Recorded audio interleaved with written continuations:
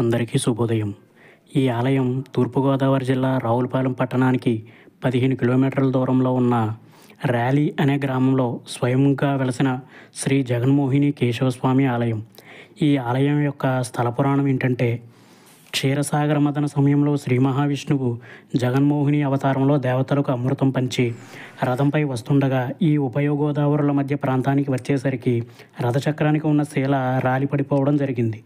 వెనక్కి తిరిగి చూసేసరికి శివుడు మోహింపబడి వస్తున్నాడని తెలిసి నిజరూపం చూస్తేనే కానీ ఆగేటట్లుగా లేడని గ్రహించిన శ్రీ మహావిష్ణువు ముందు పురుష రూపంలో అంటే కేశవస్వామి రూపంలో, వెనుక స్త్రీ రూపంలో జగన్మోహినిగా అవతరించిన ప్రదేశం.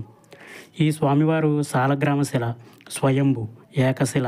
స్వామివారికి కిరీటం, మకర కుండలాలు, కర్ణపత్రాలు, కంఠం దగ్గర ముడతలు, కౌస్తుభ మణిహారాలు, జపమాల, యజ్ఞోపవేతం, నాభిస్థానం, ఉత్తరీయం, శంఖం, చక్రం, గద పట్టుకున్నటువంటి హస్తం, ఉంగరాలు, గోళ్ళు, వాటి యొక్క నైపుణ్యత, అభయహస్తం, హస్తరేఖలు, భార్యలు భూదేవి, శ్రీదేవి, గరుత్మంతుడు పాదసేవ చేస్తున్నట్లుగా, 2 పాదాల మధ్యలో గంగాదేవి పద్మాసనంలో ఉండగా గంగా శ్వేతబిందువు వలె నిరంతరం స్రవిస్తూ ఉండటం.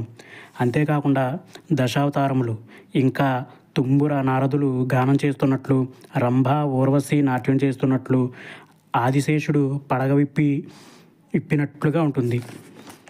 ఈ ఆలయం యొక్క విశిష్టత ఏంటంటే, గర్భాలయంలోకి ప్రవేశం ఉన్న ఏకైక దేవాలయం.